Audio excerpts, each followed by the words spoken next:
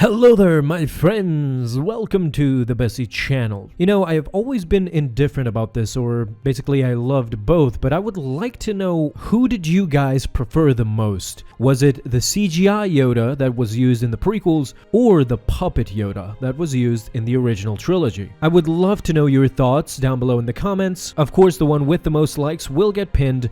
And don't forget, today I'm live streaming on Twitch, so if you guys want to join me, the link will be down below in the description, and by the time you guys watch this, I should be live there. So hope to see you on the chat, and without further ado, let's get it started. To quickly run down what happened to Yoda before he went into exile. He of course escaped from the Senate building with the help of Bail Organa, and went on to meet with Obi-Wan on Polis Massa. He would briefly commune with the spirit of Qui-Gon Jinn, and inform Obi-Wan that he will indeed teach him how to commune with his master as well. With this, Yoda went on to use an E3 standard starship lifeboat, and he journeyed to Dagobah, where he would begin his own self-imposed exile. It is imperative to note that the lifeboat served as Yoda's initial shelter on Dagobah. However, it started to degrade within a year due to Dagobah's swampy environment. This made living there close to impossible, as the first shelter was slowly consumed by the swamp. It is then that Yoda would start to build a new home for himself. Introducing Yoda's hut. It was basically the last residence that Yoda would have in his life. He chose to build this hut in a knoll at the base of the Great Knoll Tree between the Sweetwater Lagoon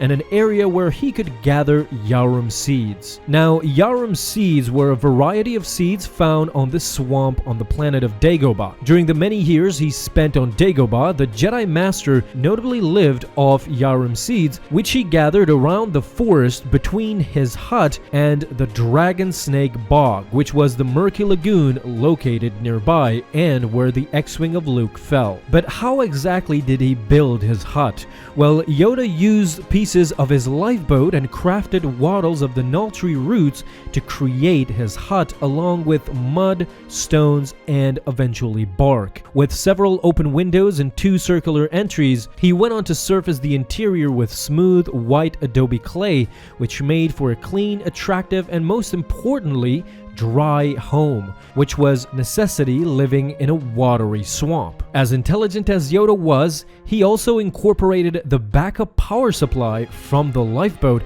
in order to generate some electricity. The Jedi Master would go on to construct his new home to be very comfortable. It had a sitting room and a kitchen area. In the middle of his home, Yoda cooked at a small stove, and behind the stove was a storage area with window sills covered in drying seeds, berries, and herbs. The hut wasn't without its faults, however, as Yoda quickly came to find out that the open doors and the windows, because they were in the proximity of the lagoon, it resulted in Yoda being visited by many creatures. He would often find snakes, lizard, butcher bugs, and even spiny Borg rats scampering across the floor. In the end, the Grand Master Jedi went on to die right in this hut, and with him dead and Luke Skywalker leaving, the hut became vacant, and it was reclaimed by the swamp and the many creatures Yoda befriended during his stay. Much of this story can be also found in the Ultimate Star Wars book, which is a reference book that came out